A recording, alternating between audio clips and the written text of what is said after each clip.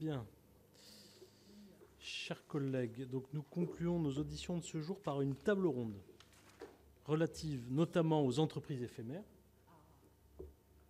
Alors je remercie de s'être rendu disponible Monsieur Victor Geneste. Vous êtes président du Conseil national des greffiers des tribunaux de commerce et vous êtes accompagné donc de Madame Carla Amand à vos côtés, qui est responsable des affaires publiques et internationales. Et nous recevons donc également Madame Carole Maudet, bienvenue, sous-directrice du contrôle fiscal, du pilotage et de l'expertise juridique à la DGFiP. Alors, Madame, Monsieur, nous avons sollicité sur la question des entreprises éphémères. Elle est évidemment au cœur des sujets relatifs au blanchiment. Comme vous le savez, certaines dispositions législatives sont en cours de discussion, mais le sujet ne nous paraît pas épuisé. Et nous sommes donc très intéressés par vos analyses. Alors, je vous indique que cette audition sera diffusée en direct sur le site du Sénat. Elle fera également l'objet d'un compte-rendu publié. Et enfin, je rappelle pour la forme qu'un faux témoignage devant notre commission d'enquête serait passible des peines prévues aux articles 434-13, 434-14 et 434-15 du Code pénal. Donc, je vais vous inviter à prêter serment, de dire toute la vérité, rien que la vérité. Alors, Monsieur Geneste, si vous le voulez bien, levez la main droite et dites « Je le jure ». Je le jure. Je vous remercie. Madame Maudet, pardon, c'est une erreur sur votre carton de... Madame Maudet, je vous demande de bien vouloir lever la main droite et de dire « Je le jure ». Je vous remercie. Je vous propose de commencer par un préambule. Je vous laisse la parole. Et puis, après, on entendra Madame la rapporteure et nos collègues commissaires.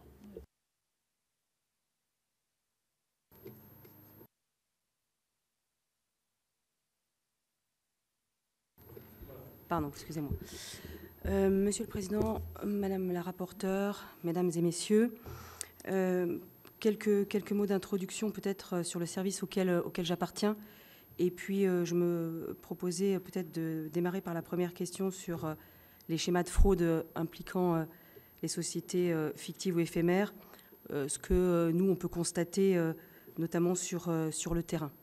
Alors, rappelez que le service de la sécurité juridique et du contrôle fiscal, sous sa dénomination en administration centrale, date d'octobre 2020, et il incarne les deux lois de 2018, que sont la loi ESSOC et la loi fraude. Je le rappelle parce que on dit souvent le contrôle fiscal a ses deux jambes. Première jambe, effectivement, loi ESSOC, et pour les contribuables de bonne foi, des processus et des procédures de régularisation. Et puis de l'autre, la loi fraude, avec une volonté beaucoup plus forte de judiciarisation. Et bien évidemment, pour celles et ceux, on parle d'intentionnalité, de frauder l'impôt, de l'éluder par différents mécanismes de fraude. Peut-être aussi, je ne sais pas si vous avez ces chiffres en tête, rappeler que le service de la sécurité juridique et du contrôle fiscal, c'est 16 000 agents au total, 16 000 agents sur l'ensemble du territoire et également du territoire ultramarin, et que le contrôle fiscal est organisé en 3 niveaux, départemental, interrégional et national. La compétence de nos agents, et bien évidemment, s'ils sont en brigade de vérification départementale au niveau départemental, quand c'est l'interrégion, interrégion, et quand c'est national, au niveau national. Et nous avons aussi un découpage par notamment chiffre d'affaires pour les entreprises. Sur ce chiffre de 16 000 agents, je précise qu'il y a 10 000 qui sont dans la sphère du contrôle fiscal, dont 4 000 vérificateurs. Donc, ce qui nous intéresse plus ici en termes de constats liés à nos contrôles. Voilà, ça c'était juste quelques mots sur la présentation du service. Et bien évidemment, je vous ferai passer un certain nombre d'éléments écrits pour compléter mes propos oraux. Et bien évidemment, la Direction générale des finances publiques reste à votre disposition pour tout élément complémentaire, chiffres et autres, bien évidemment. Je rappelle effectivement que nous sommes soumis au secret fiscal, mais ça, vous le savez bien mieux que moi. Peut-être quelques mots d'introduction sur les schémas de fraude, puisque notre sujet, c'est sur les sociétés fictives ou éphémères.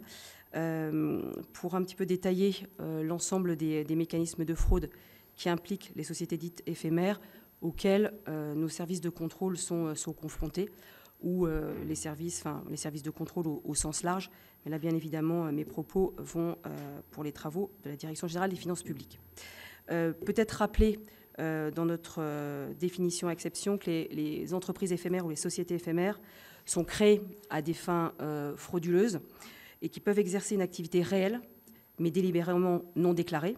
Exemple, non-respect des règles fiscales, sous-traitance avec emploi de travailleurs clandestins, ou, et c'est l'autre cas, une activité complètement fictive dont l'intérêt profite à des entités qui appartiennent à un groupe informel constitué pour organiser la fraude. Ces sociétés éphémères, l'objet premier, c'est d'organiser la fraude. Ce que l'on voit le plus souvent, c'est des demandes de crédit de TVA frauduleux, puisque effectivement l'impôt, vu la masse, c'est l'un des impôts les plus fraudés. Délivrance également de fausses factures, utilisation de l'entreprise pour le transfert de flux financiers. Là, c'est quelques exemples que je peux vous citer pour répondre à vos questionnements. Peut-être aussi quelques éléments sur ces entreprises qui sont souvent qualifiées d'éphémères. Pourquoi ? Parce que ce qu'on constate notamment sur le terrain, c'est que leur existence dépasse rarement les 24 mois. Donc il y a une volonté, voilà, c'est pour ça qu'on les qualifie d'éphémères, tout simplement, parce que leur existence, c'est quelques mois, maximum 24 mois, comme je le disais. Donc elles apparaissent et leur objet premier, c'est de commettre des activités irrégulières. Et pour nous, la grande difficulté, c'est qu'elles disparaissent avant de souscrire leurs obligations déclaratives ou, dans un certain nombre de cas, elles peuvent avoir déclaré, mais souvent ce sont des déclarations qui sont minorées et qui n'ont aucun rapport avec leur activité. Et là, effectivement, potentiellement, elles échappent ainsi aux opérations de contrôle ou elles rendent nos investigations beaucoup plus complexes. J'y reviendrai un peu plus tard sur les moyens juridiques et de contrôle que nous avons pour faire face à cela. Et donc c'est vrai que l'un des points sur lesquels je voulais insister, mais je pense que mes collègues tout à l'heure évoqueront aussi le sujet, c'est qu'il est primordial de pouvoir les détecter, ces sociétés, le plus rapidement possible, puisqu'il faut dès le départ avoir des mécanismes pour détecter le plus tôt possible ces entreprises. Les sociétés éphémères sont notamment des vecteurs de fraude à la TVA, et surtout parce que l'environnement intracommunautaire, quelque part, facilite cette fraude à la TVA. D'autres secteurs sont concernés, hein, il n'y a pas que le secteur de la TVA, on le remarque notamment dans le secteur de taxes sur les boissons non alcooliques, il y a aussi des fraudes qui se développent, et le plus souvent par rapport à ces sociétés dites fictives ou éphémères, ce qu'on peut qualifier de fraude typique, c'est qu'elles réalisent des fraudes dites à l'opérateur défaillant. Donc elles sont défaillantes, c'est ce qu'on disait. Et donc pour nous, comme le système fiscal français repose sur le système déclaratif et que la contrepartie du système déclaratif, c'est le contrôle, là, effectivement, pour nous, c'est une difficulté. Peut-être rappeler la typologie de fraude que nous rencontrons, qui est un peu différente de la fraude carrousel, parce que vous avez demandé aussi un point tout à l'heure sur la fraude carrousel. Sur la typologie de fraude, et pour un petit peu peut-être les clignotants de ces sociétés, sans forcément dévoiler nos recettes de cuisine, parce que ça nous sert aussi, nous, pour détecter potentiellement les opérateurs frauduleux ou défaillants. Comme je le rappelais en termes de typologie de fraude et les caractéristiques de ces opérateurs, ce sont des opérateurs de création récente, ça je vous l'ai déjà dit, qui commencent le plus souvent à réaliser des acquisitions intracommunautaires, donc AIC, acquisitions intracommunautaires. Les marchandises favorites, ce qu'on a pu voir dans nos opérations de contrôle, et ce qu'on a déjà aussi donné ces publics, ce sont essentiellement les smartphones, donc tout ce qui est téléphonie mobile, AirPods aussi, le textile, les boissons sucrées, et puis tout ce qui est véhicules terrestres à moteur. Donc là aussi avec beaucoup de fraudes liées au mécanisme de TVA sur la marge. Donc ça, ce sont des secteurs particulièrement visés, mais il y en a d'autres. Je ne veux pas stigmatiser un secteur plutôt qu'un autre, mais en tout cas dans nos contrôles, c'est ce que l'on peut remarquer. Donc ça, c'était création récente et puis acquisition intracommunautaire assez forte. Souvent, elles ont un capital faible, donc ça c'est, disons, ce qu'on peut voir en termes de typologie, sans réel rapport avec les volumes d'achat qu'elles peuvent réaliser rapidement. Donc on voit que le capital est relativement faible. Également une autre caractéristique, c'est elle déclare un dirigeant inconnu, souvent de nos bases de l'administration fiscale. Ça, c'est quelque chose d'assez récurrent. Également, on remarque que le dirigeant, au-delà d'être inconnu de nos bases de données, il est complètement étranger au secteur commercial dont l'entreprise agit, enfin le secteur en tant que tel. Et également, on a pu remarquer que les fraudeurs utilisaient souvent des personnes ayant un profil entre guillemets précaire. Ça peut être jeune homme intérimaire, jeune mère isolée ou des personnes sans domicile fixe à qui on prend la carte d'identité pour faire un certain nombre de formalités. Donc ça, c'est des choses que l'on peut voir dans ces sociétés fictives ou éphémères. Également, une autre caractéristique, c'est que le siège est placé dans une société dite de domiciliation. Donc ça, c'est également quelque chose de classique. Quand je dis classique, c'est pas que je trouve que c'est normal, mais c'est, disons, les points principaux. Et puis, bien évidemment, une des caractéristiques premières, c'est que ces sociétés sont défaillantes au regard de leurs obligations fiscales. Ça, je vous l'avais déjà dit. Et point qui me semblait aussi important à mentionner, c'est que très souvent, elles choisissent le régime simplifié d'imposition. Et comme vous le savez, très certainement, quelque part, ce régime facilite la défaillance, dans le sens où, quand vous êtes au régime simplifié d'imposition, vous avez un certain temps avant vos échéances déclaratives qui sont plus ou moins éloignées. Et donc, effectivement, ça facilite la fraude et on va dire que ça passe un petit peu en dessous de nos radars, même si on essaie d'y pallier. Donc ça, c'était les principaux critères ou faisceaux d'indices pour identifier une société éphémère en tant que telle. Peut-être aussi parce que c'est un point qu'il faut également avoir en tête avec le développement du e-commerce. Il y a bien évidemment des sociétés fraudeuses dans le e-commerce qui partagent la majorité des critères que je vous ai cités, mais elles ne sont pas forcément de création récente et la plupart du temps, elles déposent des déclarations, mais néantes. Donc ça, c'est un petit peu, ou avec des montants très faibles, c'est quelque chose d'un peu nouveau. Et là, le vecteur de fraude, il est particulièrement, il est considérable. Voilà. Ça, c'était juste en termes de définition. Après, je voulais intervenir sur la fraude carrousel et d'autres sujets, mais peut-être que je vais arrêter là pour laisser les collègues s'exprimer. C'est des propos un peu introductifs. Je ne voudrais pas, vous me dites si... Très bien, on reviendra tout à l'heure peut-être sur le reste. Merci beaucoup. Monsieur Jeunesse, je vous laisse la parole.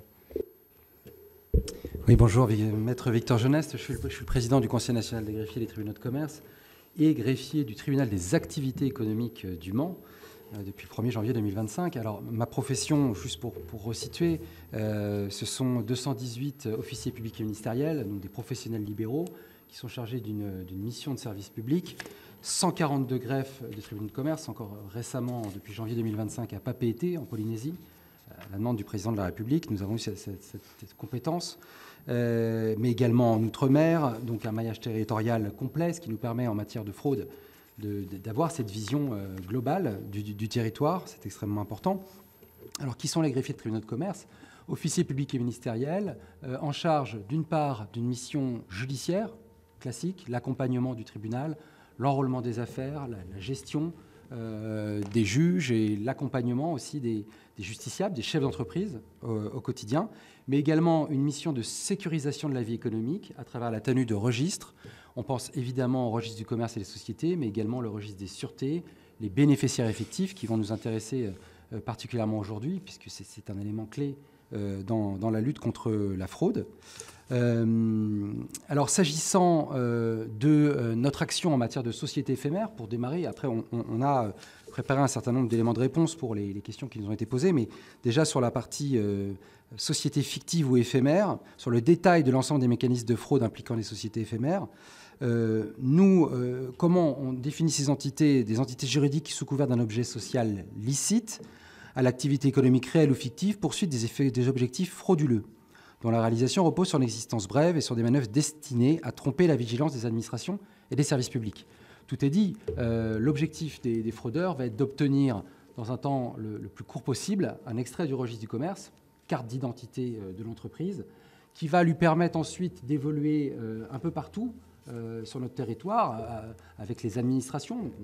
On entendait à l'instant la DGFiP, mais l'ensemble des administrations, impôts, URSSAF et autres, mais également des acteurs privés, évidemment des sociétés, on parlera peut-être tout à l'heure des carrousels, pour justement pouvoir, dans un temps court, opérer sous couvert de SCABIS et évidemment tromper ses interlocuteurs.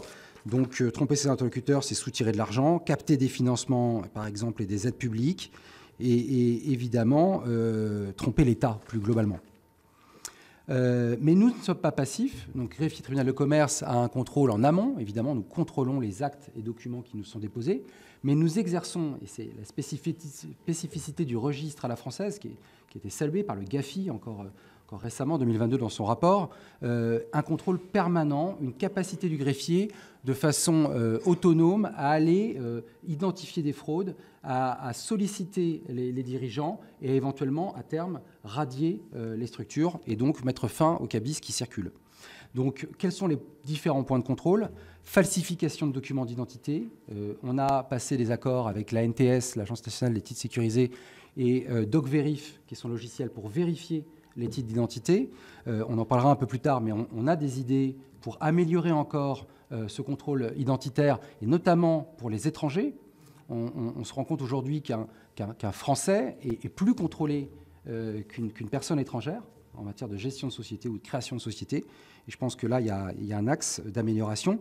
Utilisation de documents officiels falsifiés à l'appui de formalités. On se rend compte que l'open data, qu'on a tous salué à une époque, a des effets pervers, malheureusement, puisque cette diffusion très large, gratuite, un peu partout sur le net, va permettre aux fraudeurs de falsifier des documents, d'usurper plus facilement des identités ou des qualités. Et donc, cette open data un peu sauvage, qui a été mal, je pense, régulée, a créé un appel à la fraude et aux falsifications. Attestation de dépôt de fonds en banque. On a tous évidemment constaté ces fraudes à l'IBAN, ces fraudes à la documentation. Même chose, on a proposé les solutions et le Sénat et l'Assemblée nationale ont déjà validé un certain nombre de nos propositions, notamment l'accès à FICOBA, qui est capital et qui va mettre fin à un certain nombre de fraudes. Donc on se réjouit d'ores et déjà de cette approbation des assemblées. Évidemment, les identités des bénéficiaires effectifs, puisqu'on se rend compte que les bénéficiaires effectifs qui ont été voulus par différentes directives permettent d'aller chercher le bénéficiaire final, le commanditaire, on va dire, d'une fraude dans le cadre de réseaux de sociétés. Sur les bénéficiaires effectifs, nous exerçons un contrôle appuyé, un contrôle qui pourrait être encore approfondi, et c'est les propositions que nous formulons, on pourra en parler tout à l'heure, et c'est l'objet en grande partie du livre blanc que nous avons rédigé, 15 propositions pour lutter plus efficacement contre la criminalité financière. Mais je vous rends peut-être la parole pour balayer les différentes questions que vous nous avez posées. Merci beaucoup. Madame la rapporteure. Volontiers, merci beaucoup. Merci beaucoup pour votre intervention. Vous dire que je suis vos travaux depuis un certain temps et que ce livre blanc a déjà été en partie utilisé, en tous les cas, sur le texte. Alors, sur le PLF, malheureusement, on a trouvé que c'était un article 45 et que c'était un cavalier budgétaire, parce qu'il y avait quand même des dispositifs qu'on aurait pu voter. Sur le texte narco, ça n'a pas fonctionné. Donc, j'ai redéposé un certain nombre d'amendements en commission la semaine prochaine sur le texte fraude, puisqu'évidemment, les 15 propositions, enfin, pas toutes les 15 en tous les cas, mais une partie des propositions que vous faites dans votre livre blanc sont précisément ce qui nous manque, c'est-à-dire un contrôle en amont. Avant de verser les fonds, on en avait parlé avec la présidente Vermier et le ministre Cazenave, il nous manque un pan entier de mesures préventives. Alors, moi j'ai une question. sur une définition de l'entreprise éphémère qui pourrait être, en tous les cas, communiquée à un certain nombre de services, parce qu'on a identifié la domiciliation, les néobanques, la montée en puissance des salariés sans avoir de déclaration URSSAF concomitante ou au moins équivalente, un dumping économique sur telle et telle activité dans tel et tel territoire, des fratries comme associés. Enfin, je veux dire, on a tous déjà identifié. Mais il n'y a pas une vraie définition de l'entreprise éphémère. Est-ce que vous pensez que ça pourrait être éventuellement utile, même si elle n'est pas codifiée, mais en tous les cas pour communiquer et informer mieux le terrain économique face à ce fléau, parce que c'en est un? Ça, c'est la première chose. La seconde, c'est est-ce que vous connaissez le système de la Banque Carrefour des entreprises belges, qui est un système qui est extrêmement performant et qui met en commun un certain nombre de données. Toutes les données, madame, que vous avez identifiées sont mutualisées de façon à identifier le plus tôt possible, puisque c'est notre sujet, le plus tôt possible les entreprises éphémères, à la fois pour la fraude URSSAF et autres, mais aussi pour le dumping économique et ce fléau. Donc, est-ce que vous pensez qu'il faut travailler à une définition comme on l'a fait sur l'entreprise éphémère et mieux communiquer sur le sujet? Et la deuxième chose, c'est sur les moyens de cette banque Carrefour belge, c'est-à-dire la mise en commun. Donc c'est aussi un sujet qui nous préoccupe évidemment beaucoup et peut-être qu'il faudra dupliquer. Et puis les propositions que vous pourriez faire de ce livre blanc qui ont déjà été bien identifiées, mais d'autres propositions pour améliorer évidemment la situation. Encore une fois, en amont, parce qu'une fois que les aides sont versées, c'est évidemment beaucoup plus difficile d'aller les chercher. Oui. Alors, pour répondre à vos questions et questionnements, sur la définition, oui, je pense que ça peut être une bonne chose que ce soit une définition partagée, même si je pense que les éléments qui ont été donnés de part et d'autre convergeaient. Mais effectivement, qu'on ait une définition commune entre administration de contrôle, je trouve que c'est un bon point de départ pour tout simplement avoir un objet commun d'étude. Donc ça, là-dessus, la Direction générale des finances publiques partage pleinement. Sur le volet amont, je partage pleinement ce que vous venez de dire. Hier, j'étais en audition sur un autre sujet, sur le versement des aides publiques aux grandes entreprises, mais plus largement sur les aides, même si nous, contrôle fiscal, on a cette approche aide publique plutôt sur le côté quand l'aide devient un crédit d'impôt, une réduction d'impôt. Mais justement, effectivement, nous, on pousse beaucoup à ce que dès l'amont, il puisse y avoir des contrôles a priori fort, puisqu'on sait très bien qu'une fois que l'aide est versée, enfin là, je ne suis pas complètement pleinement dans le sujet, mais sur les sociétés éphémères, mais là, en parlant d'aide, on sait très bien que c'est très difficile après, en matière de recouvrement, d'aller récupérer les sommes versées. Donc ça, pleinement d'accord là-dessus également. Et effectivement, il faut agir le plus en amont possible pour, à mon sens, détecter le plus rapidement possible via des systèmes de grilles d'analyse risque, d'indicateurs, de risques, pour se dire, tiens, cette entreprise-là a un comportement atypique par rapport à telle autre, et je me dis quelque part, ben voilà, il y a un risque potentiel qu'elle soit dans un schéma fraudogène ou frauduleux. Donc là-dessus, également, je partage ce qui vient d'être dit. Ensuite, sur le sujet base de données, il y a 2 points. Nous, administration de contrôle, plus on a de données, plus c'est intéressant et plus on peut faire de recoupement.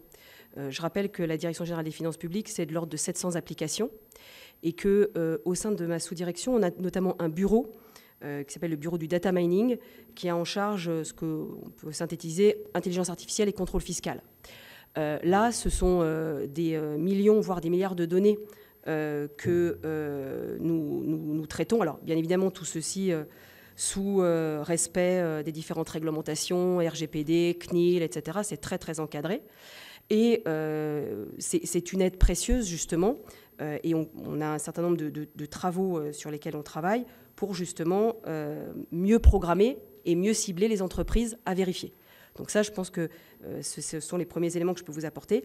Après, par rapport à la banque que vous avez citée, nous, le sujet, et là où après on va être quelque part un peu limité, c'est-à-dire qu'on est quand même très contraint, et on peut le comprendre en matière de législation et de protection des données personnelles et individuelles, mais c'est qu'il y a encore un certain nombre de freins à des croisements de données, d'utilisation de numéros uniques. Et ça, il faut savoir que pour nous, ce n'est pas non plus toujours facilitant.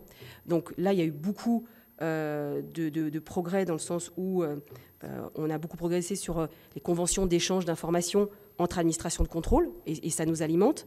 Mais après, on ne peut pas non plus tout faire, tout croiser, j'allais dire n'importe comment, c'est peut-être pas le terme à employer, mais on est quand même très très contrôlé.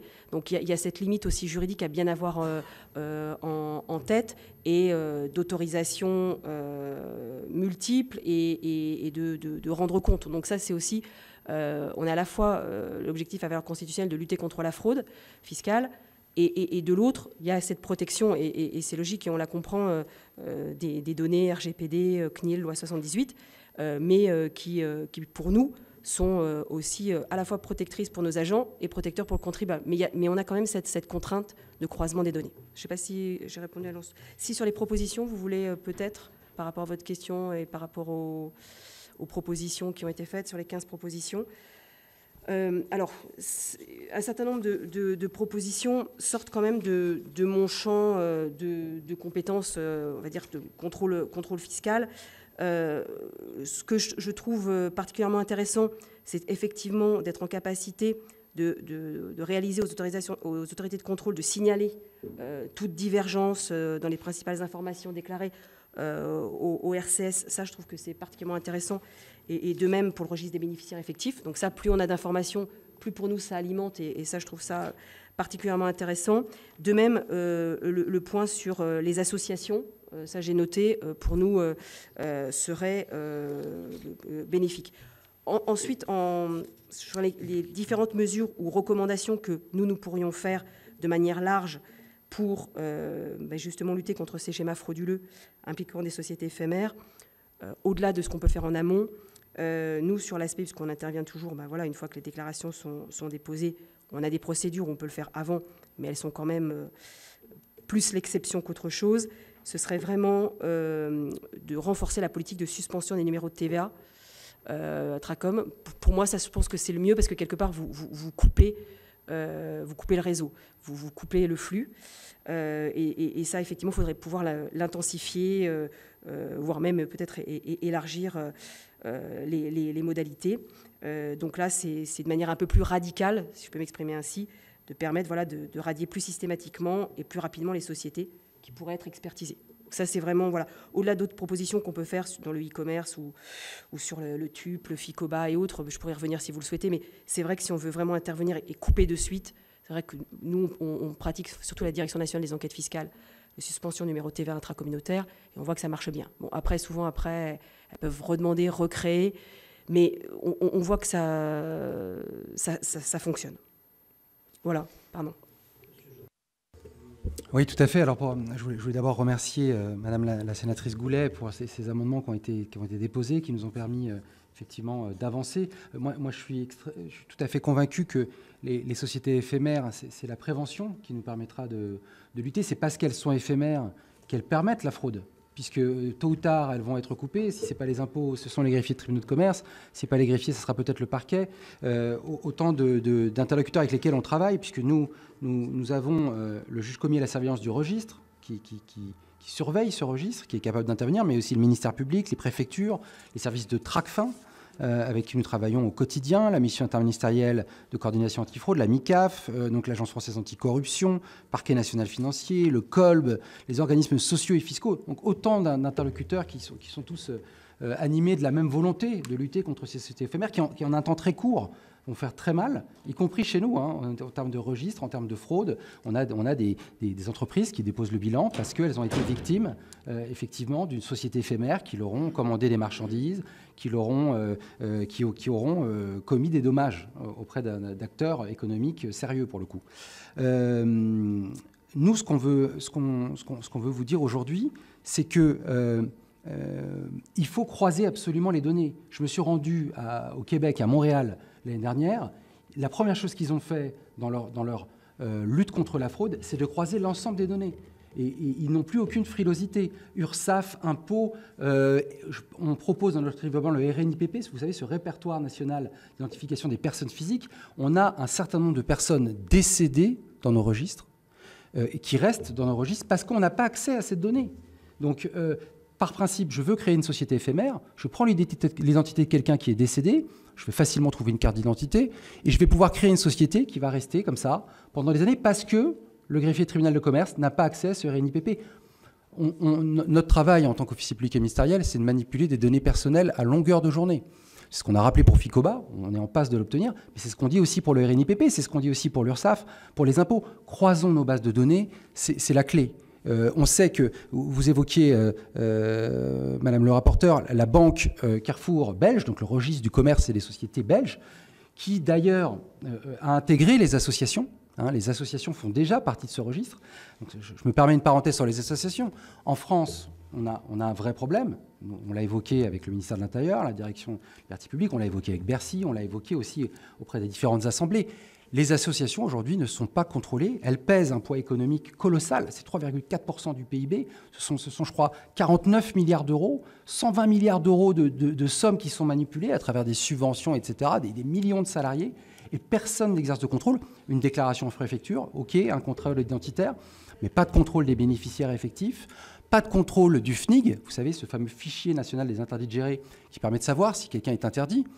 Et on sait que ces signaux faibles en matière de fraude, casier judiciaire, interdiction de gérer, usurpation d'identité, on sait que c'est des facteurs majeurs. Donc les associations, il y a urgence à agir. Le GAFI l'a dit avant moi quand il a rendu son rapport en 2022.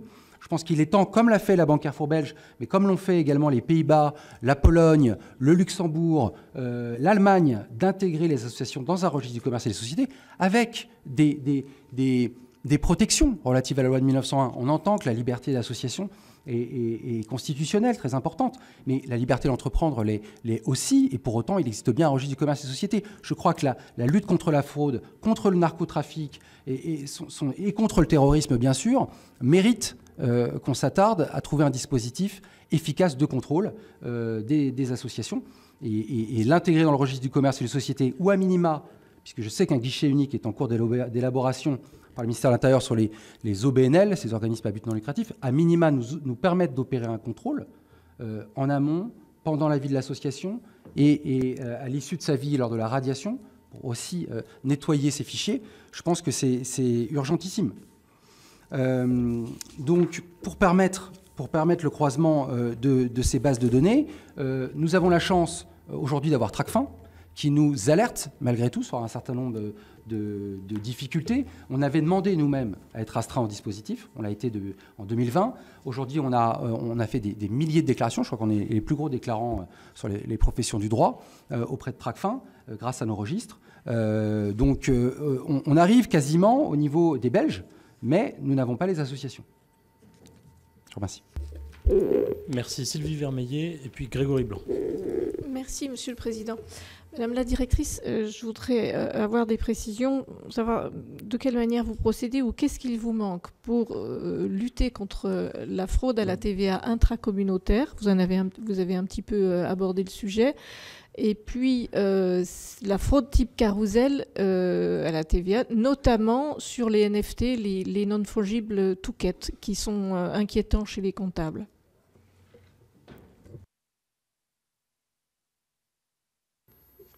Alors peut-être sur la fraude carrousel au sens large, quelques rappels. C'est une fraude à la taxe sur la valeur ajoutée. Qui n'est pas nouvelle et qui s'est multipliée depuis effectivement la création du marché unique européen dans un certain nombre de secteurs que j'ai pu citer tout à l'heure. Cette fraude, elle est organisée entre plusieurs entreprises pour obtenir le remboursement par l'État, par un État de l'Union, d'une taxe, soit qui n'a jamais été acquittée en amont, soit tout simplement réduire son montant de TVA à payer. Donc ça, c'est la mécanique de la fraude carrousel. Je me permets juste de le rappeler. Et le circuit Le plus souvent, et c'est un peu la logique du système carrouséliste, c'est qu'il y a 3 sociétés distinctes qui sont impliquées, avec le fait que cette fraude carrousel consiste à la fois en mise en place d'une chaîne de sociétés dans plusieurs États qui réalisent des acquisitions intracommunautaires et ou des livraisons intracommunautaires ou parfois importation-exportation, constituer artificiellement des droits à déduction et ces 3 sociétés distinctes. Peut-être rappeler sur ces 3 sociétés distinctes la société fournisseur, souvent située dans un autre État membre que celui de la France et qui vend une marchandise hors taxe à une société B. B, on va dire que c'est la société fictive ou éphémère, souvent on l'appelle taxi dans notre jargon, et cette société B ou taxi, elle est située, sise en France, et fiscalement défaillante, et le plus souvent ne dispose d'aucun moyen ni matériel ni humain pour exercer son activité. Son objet premier, c'est de créer de la facture par facture, pour créer une créance sur le Trésor, donc matérialisée par de la TVA facturée, mais bien évidemment non reversée au Trésor public. Et puis, une entreprise dite déductrice, entreprise C, installée là aussi en France, dont le principal bénéficiaire du circuit est généralement un grossiste et a une activité parfois partiellement réelle, en dehors du circuit carrouséliste, et celui-ci se trouve en relation commerciale directe avec le fournisseur intracommunautaire. Par rapport à ces sociétés A, B et C, donc circuit schéma carrouséliste, à la fin du circuit de facturation, on voit bien que la TVA non reversée est répartie entre tous les intervenants du circuit. Sur le plan fiscal, peut-être rappeler que la société dite taxi, qui est en France, s'abstient donc de souscrire tout ou partie des déclarations fiscales qui lui incombent, et qu'il est établi que la TVA a dûment été facturée à la société cliente. Pour la société cliente du taxi, donc la société cliente du taxi va imputer de façon indue sur sa TVA collectée la TVA déductible afférente à des factures d'achat considérées comme fictifs ou sans cause économique. Ainsi, c'est ce que j'ai rappelé, le Trésor va être lésé soit d'une partie de la TVA nette due, qui est normalement exigible, soit, si la société se trouve en situation créditrice, elle va demander un remboursement de crédit TVA, mais ce remboursement, bien évidemment, est abusif. La législation fiscale nous permet aujourd'hui de remettre en cause la déduction effectuée chez le client lorsqu'il est démontré qu'il savait ou qu'il ne pouvait ignorer qu'il participait à un montage. C'est cela, c'est pour répondre pleinement aussi à votre question, à la fois sur nos moyens de contrôle et les difficultés, c'est cela qu'il va falloir que nos brigades de vérification démontrent. On a aujourd'hui des brigades qui sont spécialisées dans la lutte contre la fraude à la TVA intracommunautaire et en particulier les montages carrousélistes, donc au sein de la Direction nationale des enquêtes fiscales, où il y a des brigades qu'on appelle d'intervention rapide, qui sont notamment chargées de contrôler ces schémas carrousélistes et effectivement de démontrer que le client savait, ou du moins il ne pouvait pas ignorer qu'il participait à ce montage.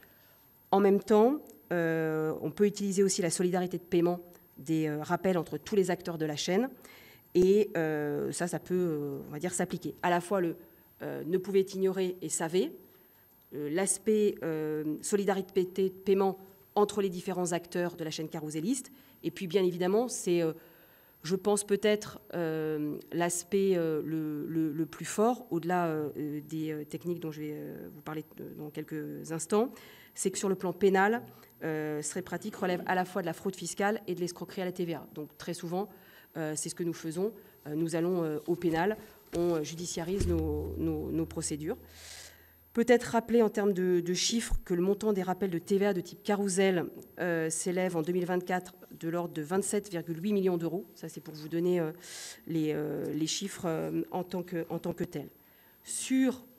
Mais vous voyez toujours la difficulté quand on est sur place à démontrer ce schéma, les différents instigateurs de la fraude, et être en capacité de se dire comment je démontre la collusion, comment je démontre le fait qu'il ne pouvait pas ignorer. C'est ça l'une des difficultés.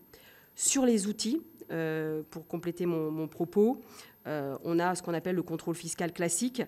Là, en l'occurrence, contrôle fiscal externe sur place, où très souvent, ces opérateurs-là font l'objet de rappels et de pénalités très importantes, puisqu'on peut aller jusqu'à 100%. Après, le sujet, c'est que certes, ce sont des montants importants, mais on a très vite un sujet de recouvrement, puisque ces entreprises sont défaillantes. Et là, on a un sujet, voire même, dans un certain nombre de cas, on a opposition à contrôle fiscal. Et donc, même quand on se rend sur place, le contrôle se déroule sans représentant de la société. On constate une opposition à contrôle. Donc là, c'est pas non plus... On va dire que la procédure de vérification de contrôle classique permet à ces sociétés, quelque part, de pas répondre aux demandes de l'administration fiscale. Donc là, c'est pas si évident que ça. Et quand on envoie nos envois de vérification, c'est-à-dire nos processus pour démarrer la procédure de vérification classique, quelque part, on voit bien que les entreprises se sont organisées pour, quelque part, s'évanouir un peu dans la nature, si je peux m'exprimer ainsi. De même, on essaie quand même très tôt de réaliser un certain nombre de mesures conservatoires, mais là aussi, ou de saisir des fonds. Ça marche dans un certain nombre de cas.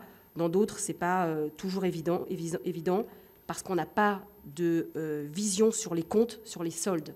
Certes, tout à l'heure, on parlait de FICOBA, mais FICOBA ne recense que les comptes qui sont ouverts. Nous n'avons pas accès au mouvement ou au solde de ces comptes. On sait simplement que monsieur ou madame X ou Y a tel compte, mais nous n'avons pas connaissance du solde. Donc là aussi, pour réaliser des saisies, l'aléa est quand même assez maximal. Ce qu'on a en procédure pour, disons, lutter contre ces sociétés éphémères, c'est ce qu'on appelle l'enquête administrative, plus que le contrôle fiscal classique. C'est-à-dire qu'on a deux procédures, ce qu'on appelle le L80F du livre des procédures fiscales, où nous pouvons diligenter dans l'entreprise, y compris de manière inopinée, c'est-à-dire sans prévenir à l'avance l'entreprise, et c'est souvent mieux dans ce cas-là, quand on soupçonne, là, uniquement pour des manquements aux obligations liées à la facturation. Donc là, on peut faire ce constat-là et y aller en inopiné. Donc là, c'est, on va dire, du classique, plutôt en enquête administrative. Et de même, on a l'article L16D qui nous permet d'intervenir et de contrôler les entreprises avant l'échéance déclarative, notamment pour celles qui seraient au RSI. On peut les contrôler avant qu'elles n'aient déposé leur déclaration. Et puis, une autre procédure qu'on appelle la procédure de flagrance fiscale qui permet d'intervenir immédiatement pour constater l'irrégularité avant toute déclaration et de prendre des mesures immédiates. Là aussi, mais ce sont des procédures, si vous voulez, pas si évidentes que cela à mettre en place sur le terrain, mais ce sont des procédures, enquête administrative ou flagrance, que nous avons dans le livre des procédures fiscales. Mais là, c'est toujours, si vous voulez, on est a posteriori, on n'est pas avant la constitution de ces sociétés. J'espère avoir répondu à vos interrogations. Pardon, excusez-moi, Madame la sous-directrice. Non, je vous laissais terminer, je n'osais pas vous interrompre, mais non, mais c'est que nous sommes tenus, on doit impérativement terminer notre audition à 16h, vous le savez. Non, mais c'est pas grave, au contraire, vous avez très bien répondu à Sylvie Vermeillet, mais je voulais quand même qu'on prenne la question de Grégory Blanc, et juste après, juste une demande de précision de Madame la rapporteure, et puis la question de Grégory Blanc. Oui, pardonnez-moi, la fraude à la TVA, c'est 50 milliards par an, à peu près, un peu plus même. Moi, je suis extrêmement inquiète de ce que vous venez de me dire parce que en 2017, à partir du 23 septembre, puis 2018, 2019, 2020, etc., le ministre Darmanin, qui était au compte public, nous a affirmé qu'il y avait un logiciel de détection précoce de la fraude à la TVA, mais que naturellement c'était un logiciel franco-français parce que celui partagé avec nos voisins européens ne devait pas être assez bien pour nous. Vous pouvez me dire où en est l'application de ce logiciel de détection précoce? En tout cas, je suis franchement inquiète. Alors, il y a plusieurs choses. Le chiffre que vous avez cité moi, c'est pas le chiffre que la Direction générale des finances publiques communique, ça c'est pour le préciser. Moi, le seul chiffre que, à date, je peux vous donner, c'est celui qui est sorti, qui a été réalisé par la Direction des études statistiques, DESF, qui appartient à la gestion fiscale, et à partir de données d'extrapolation liées au contrôle fiscal, on est plutôt sur l'ordre en écart TVA, qui a été calculé de l'ordre de 6 à 10 milliards d'euros. Pardon, vous parliez de l'Europe. Pardon, excusez-moi. Ça, c'était juste pour préciser les chiffres français. Après, je ne sais pas s'il y a un logiciel spécifique. Nous, ce que l'on fait, c'est que par rapport à ce que je vous expliquais, par rapport aux différentes données, on a des grilles d'analyse risque. C'est peut-être ça la référence interne qui nous permettent, notamment sur l'aspect fraude à la TVA, de faire passer un certain nombre de remboursements, ce qu'on appelle en circuit long plutôt qu'en circuit court, en termes de remboursement. Donc je pense que c'est ce à quoi vous faites référence.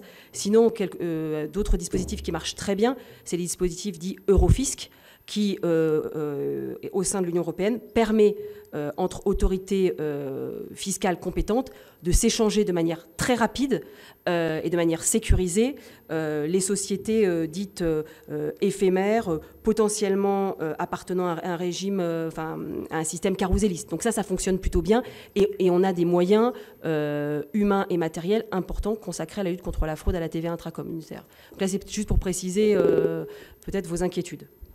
Grégory, et puis après Patrice Joly. Merci. On a beaucoup parlé de détection des fraudes à l'identité, IBAN, etc., qui sont évidemment liées aux sociétés éphémères qui accomplissent des méfaits en termes de fraude fiscale, de fraude à la TVA, etc. Vous venez de l'évoquer. Vous avez bien évoqué qu'il y avait deux types de sociétés où celles qui étaient en suractivité par rapport à ce qu'elles déclarent et celles effectivement qui sont complètement fictives.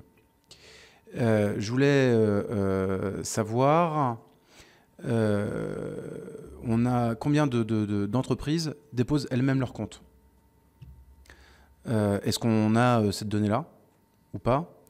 Je vous pose cette question par rapport à la problématique du travail au noir, notamment, qui, me semble-t-il, est assez peu évoquée dans ce qu'on échange. En tout cas, je l'ai compris comme tel.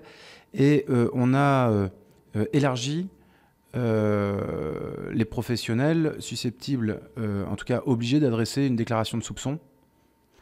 Je voulais savoir quelle relation vous aviez actuellement avec ces professionnels. J'étais chef d'entreprise, j'ai jamais déposé un compte au greffe. Ça a toujours été un professionnel qui l'a fait pour mon compte.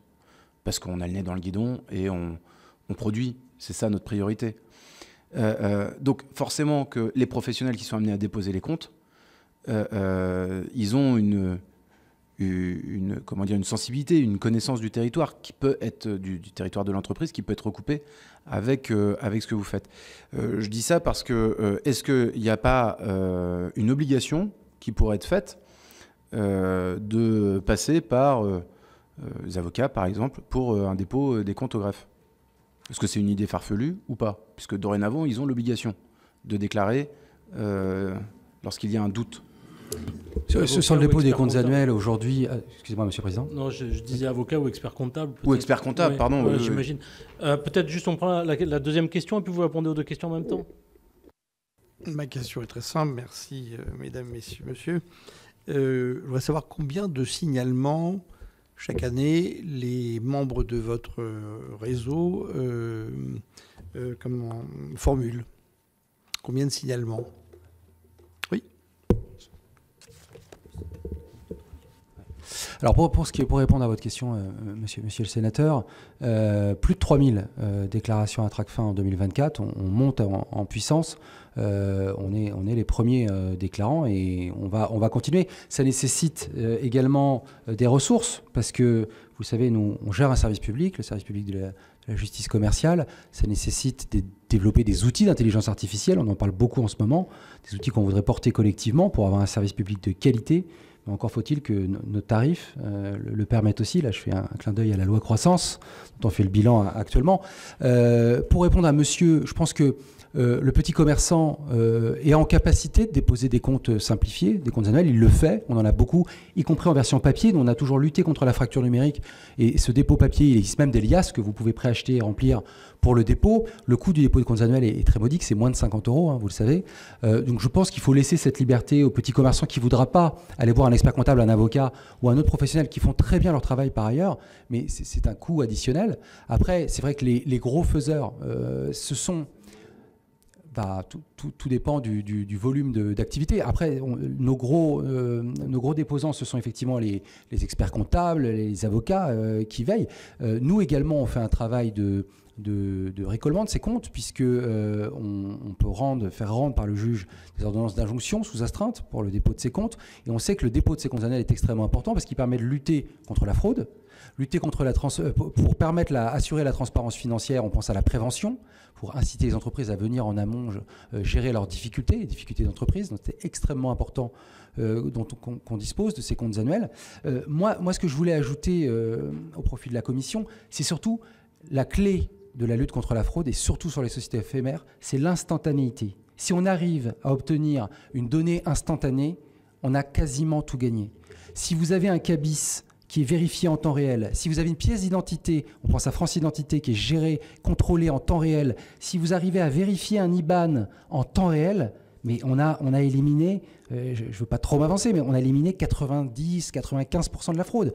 Le principe du société éphémère, c'est ce petit délai, cette petite latence qui va permettre aux fraudeurs de s'infiltrer.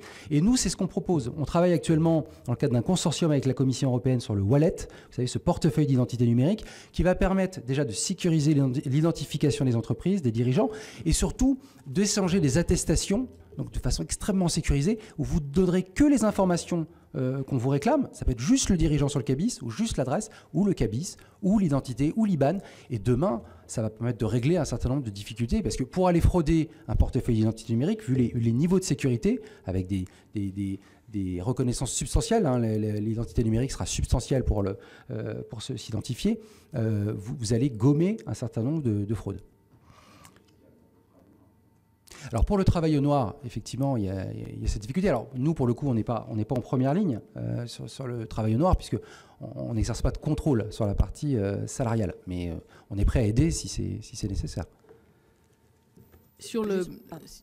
Pardonnez-moi, allez-y. Merci. Non, juste pour compléter, le fait de passer par des professionnels du chiffre pour déposer, votre question... pourquoi pas, mais après le sujet c'est que quelque part, moi dans mes fonctions actuelles, c'est un peu par moment, excusez-moi, mais contradictoire, dans le sens où on nous demande à la fois de simplifier les obligations des entreprises, et on est dans une vague de simplification, d'allègement. On a beaucoup travaillé sur tout ce qui est CERFA, etc. Et puis de l'autre, on me demande, mais ce qui est logique, de lutter contre la fraude. Et quelque part, ce qu'il faut aussi avoir en tête, c'est moins on va collationner de données, plus quelque part on va simplifier. Et je ne dis pas que simplifier, c'est mal, c'est pas du tout ça. Mais quelque part, les objectifs sont parfois un peu contradictoires dans l'aspect à la fois je simplifie et l'autre qui est lutte contre la fraude fiscale. C'est juste peut-être ce point qu'il faut avoir en tête. Et l'autre point, c'était justement sur l'aspect lutte contre les sociétés éphémères ou autres. Peut-être qu'aujourd'hui, dans notre système, accordons-nous peut-être trop facilement les numéros de TVA intracommunautaires. Je sais que d'autres pays, mais là encore, il faudrait que je vous reprécise ça, mais je pourrais le faire par écrit. Je crois que l'Allemagne, par exemple, attribue beaucoup moins facilement que par exemple, nous, notre administration, le numéro de TVA intracommunautaire. Peut-être faudrait-il tout simplement renforcer les conditions d'obtention du numéro de TVA intracommunautaire qui soit peut-être un peu moins facile à obtenir. Ça peut être peut-être une piste. Madame la rapporteure. Oui, pardonnez-moi, c'est un sujet sur lequel j'ai un peu travaillé. Pour répondre à notre collègue et pour compléter Monsieur le Président. Moi, je pense que l'autre chaînon manquant, enfin en tous les cas celui avec lequel il faut travailler précisément sur ces questions, c'est les huissiers de justice. Parce que le système belge intègre un pool d'huissiers, c'est-à-dire que quand il y a 2 contraintes d'URSSAF qui arrivent, il n'arrive pas à la 3e, ça déclenche immédiatement le contrôle. Et donc je pense qu'à la fois les greffes, avec les mesures que vous avez proposées, qu'on va essayer de faire voter, je ne sais pas quand et je ne sais pas comment, mais enfin on s'y attelle, je crois que c'est extrêmement important que les huissiers de justice puissent aussi faire partie du dispositif de prévention. Parce que s'ils délivrent un certain nombre d'actes, des contraintes ou des assignations en paiement, ou etc., tous les actes qui sont en mesure de délivrer, dans ces cas-là, ça peut aussi, en liaison avec vous, ou les MICAF, les CODAF plus exactement au niveau départemental, je pense que là, ça peut aussi être intéressant dans le dispositif de prévention, puisque vous avez raison, c'est l'instantanéité. Parce qu'une fois que l'entreprise est créée, de toute façon, le dossier va aller sous la pile. Et le temps que les contrôles et éventuellement les infractions soient relevées, les remboursements seront impossibles. Et les meilleurs agents de la DGFiP que nous avons seront incapables d'aller jouer les limiers pour récupérer l'argent. Donc on est tout en matière de prévention. C'est la partie la plus importante. Allez-y, Monsieur Geneste. Merci, Monsieur le Président. Oui, sur les commissaires de justice, nous, on travaille déjà avec eux. C'est vrai que les commissaires de justice, c'est également une profession réglementée, avec une déontologie, avec une éthique, une responsabilité, c'est extrêmement important. Et surtout, ce sont des acteurs de terrain. Ce sont les premiers contacts avec les entreprises. Ils sont capables d'aller vérifier, par exemple, que le siège d'une société est réel, que la société existe, qu'on a bien des bureaux. Donc ce sont des gens qui sont sur le terrain, donc qui sont très complémentaires des greffiers et des tribunaux de commerce.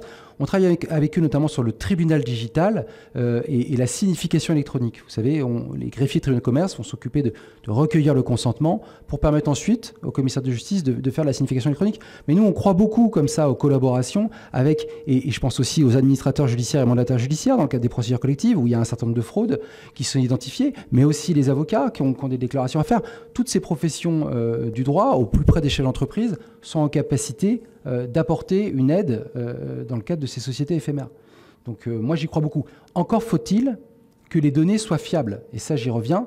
C'est-à-dire que vous pouvez avoir les meilleures bases de données, les meilleurs systèmes sécurisés. Si votre donnée n'est pas fiable, on a un véritable problème. Et aujourd'hui, on constate qu'un certain nombre de bases de données, souvent en open data, ne sont pas fiables. Le registre du commerce des sociétés est fiable. Pourquoi ? Parce qu'il est contrôlé par un officier public et ministériel qui engage sa responsabilité, qui est assuré en cas de difficulté, ce qui n'est pas le cas des licences en open data. Et ça, je veux le rappeler, parce qu'on voit de plus en plus, et ça m'inquiète particulièrement, de plus en plus d'opérateurs, bancaires, parfois assurantiels, qui vont se sourcer dans des licences open data qui ne sont pas fiables, qui ne sont pas à jour, avec des risques majeurs pour l'ensemble des administrations et des acteurs privés.